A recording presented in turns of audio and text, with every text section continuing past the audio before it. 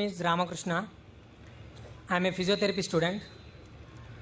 My question is, what is the need of Allah to create Adam and Eve and this total universe? What he will get from this? And my second question is, everything is created by someone. So even God must have been created by someone. What is the meaning of Allah? Brothers asked three questions. The first question, why did God create Adam and Eve and what was his reason to create all this world and humankind? Allah subhanahu wa ta'ala created Adam and Eve, may peace be upon them both, so that the humankind could come. They were the great-great-grandparents. Allah says in Surah Hujurat, chapter number 49, verse number 13, Ya ayyuhan nasu inna khalaqnakum min zakrin wa unsa wa ja'alnakum shu'uban wa qaba'ila lita'arafu.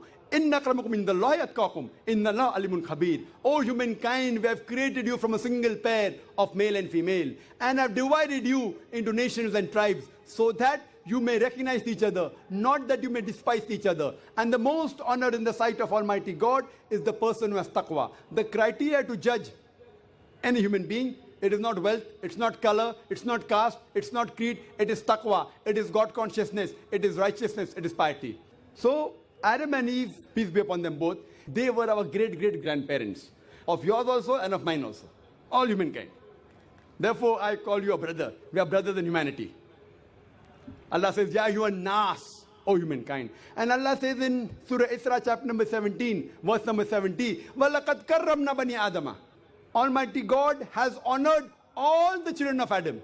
Whether they are born in India, USA, UK, born in a Hindu family, or a Muslim family, or a Christian family, Allah says He has honored all the Bani Adam. If you are a human being, Allah has honored you. Whether your name is Zakir, Abdullah, Ramu, Shankar, if you are born as a human being, Allah has honored you. Now coming to the question, why has Almighty God created the human beings? Allah has created the human beings because Allah says this is one of His best creation. All the other creations of Allah subhanahu wa ta'ala, they obey Him. We have the angels. Whatever Almighty God says, the angels obey Him directly. They have no free will. The human being is the creation of Allah subhanahu wa ta'ala, which has a free will. We can either obey Him or disobey Him. So Allah has created such a creation. We are one of His best creation, in the best of forms. But we have a choice of either obeying God or disobeying God. If we obey God, we will go to Jannah, we will go to Swarg, we will go to heaven. If we disobey Him, we will go to hell, we will go to Nark. So this is a test for the hereafter. Allah says in Surah Mulk, chapter number 67, verse number 2, Allazi khalaqal mauta wal hayata. It is Allah who has created death and life to test which of you is good in deeds. So this life is a test for the hereafter. So Allah has created the human beings, and Allah says in Surah Dhariyat, chapter number 51, verse number 56, وَمَا خَلَقْتُ الْجِنَّ وَالْإِنسَ إِلَّا لِيَعْبُدُونَ. That we have created the jinn and the men not but to worship Him. So we are supposed to worship, obey the commandment of Allah subhanahu wa ta'ala. So this is the different creation of Allah subhanahu wa ta'ala, which has the free will of even going against Allah subhanahu wa ta'ala or obeying Him. All the other things, the stars, the trees, the mountains, the Quran says they do sajda to Allah subhanahu wa ta'ala, they prostrate to Him, they obey Him. We have a free will. Now when Allah has given a free will, with the free will if we obey Him, we become higher than the angels. With the free will if we disobey Him, we become the partners of the devil. So He's created us for the test for the hereafter. Coming to your second question. Everything has a creator. Who created? God. If anyone says everything has a creator, it is a wrong statement. Every created thing has a creator. The definition of God is He is uncreated. The moment you say who created God, He's not God. The definition of God is He is uncreated. Suppose a person comes and asks you, that brother, my friend John, he was admitted in the hospital. He gave birth to a child. Can you guess, was it a girl or a boy? Can you guess? Try it out. Guess? Can't guess. Why? Can you on the microphone? Can you guess, was it a girl or a boy? Huh? See, brother John, he was admitted in the hospital. He gave birth to a child. Was it a girl or a boy? Can you guess? A 50% chance? Girl or boy? People are laughing. Why? Can you guess? Can't guess. Why? Even if you guess, can you get the answer right?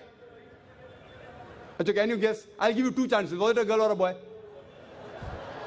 Try it out. Girl. Brother, can a man give birth to a child?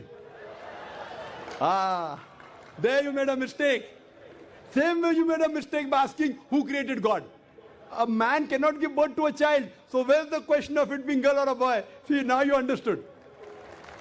Now that's good, brother. So it was a man cannot give birth to a child. So where's the question of a girl or a boy? So when you're asking who created God, God by definition, Allah by definition is uncreated. The moment you say who created Allah, he's not Allah. وَلَمْ يَقُلْ لَهُ كُفُوًا أَحَدٌ. There's nothing like him. Coming to your last part of the question. Who is Allah? Who is Allah? The best definition I can give you is quote to you Surah Ikhlas. Chapter number 112, verse number 1 to 4. It's mentioned in the Quran. Kul huwallahu ahad. Say he's Allah one and only. Allahu samad. Allah the absolute eternal. Lam yalid wa lam yulad. He begets not nor is he begotten. Walam yakul lahu kufuwan ahad. There's nothing like him. This is a four-line definition of Allah subhanahu wa ta'ala. Any human being, any person says so and so candidate is God. If that candidate fits in this four-line definition, we Muslims have got no objection in accepting that candidate as God. Four-line definition. This is the litmus test for theology, for the study of God. First is Qul huwallahu ahad. Say he's Allah one and only. Allahu samad. Allah the absolute eternal. Lam yalid wa lam yulad. He begets not nor is he begotten. Walam yakul lahu kufuwan ahad. There's nothing like him. If you go to the Hindu scriptures, the same is mentioned in the Hindu scriptures. Kul huwallahu ahad is mentioned if you read Chandogya Upanishad, chapter number 6, section number 2, verse number 1. Ikkam evidityam. God is only one without a second. Second test. Allahu samad. Allah the absolute eternal. Bhagavad Gita chapter number 10, verse number 3 says, I am known as the Lord of all the worlds, the unbegotten, the beginningless. Third test. Lam yalid wa lam yulad. He begets not nor is he begotten. It's mentioned in the Shvetasvatara Upanishad, chapter number 6, verse number 9. Nachasya kasij, janita na chadipa. Of him there are no lords. He has got no parents. Almighty God has got no father. He has got no mother.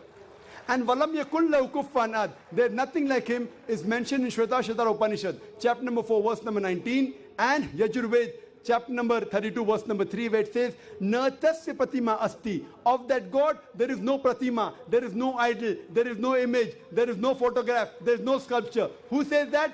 Yajurved, chapter number 32, verse number 3. Same as, walam yakul lahu kufuwan ahad. So any person saying so and so candidate is God, if that candidate fits in this four-line definition, we Muslims have got no objection in accepting that candidate as God. For example, some people say Bhagwan Rajneesh is Almighty God. Once during question answer time, a Hindu told me, we don't believe Bhagwan Rajneesh to be God. I had never said that the Hindus believe Bhagwan Rajneesh is God. I said some people believe Bhagwan Rajneesh to be God. Let us put this Rajneesh to test. First test is Qul huwallahu ahad. Say he's Allah one and only. Was Rajneesh one and only? Was he the only man who claimed divinity? There are hundreds of them. And in this country, we have thousands of men who have claimed divinity. He's not the only one. But Rajneesh Bhaksi said, no, he's unique. Let's go to the next test. Allahu samad. Allah the absolute eternal.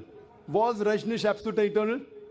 We know from his biography, from his autobiography, he was suffering from asthma, from diabetes, from chronic backache. Imagine Almighty God suffering from asthma, diabetes, chronic backache. Third test. Lam yalid wa lam yulad. He begets not nor is begotten. Bhagwan Rajneesh was born in Madhya Pradesh. He had a father and mother. In 1981, he goes to America, USA, and he takes thousands of Americans for a ride. In the state of Oregon, he starts his center and calls it as Rajneeshpuram, his village. Later on, the American government arrests him and put him behind bar. Rajneesh says, the American government slow poisoned me. Imagine Almighty God being slow poisoned. In 1985, the American government kicked him out of the country. He comes back to India in the same city, Pune, and he goes back to his center, which is now called as Osho Commune.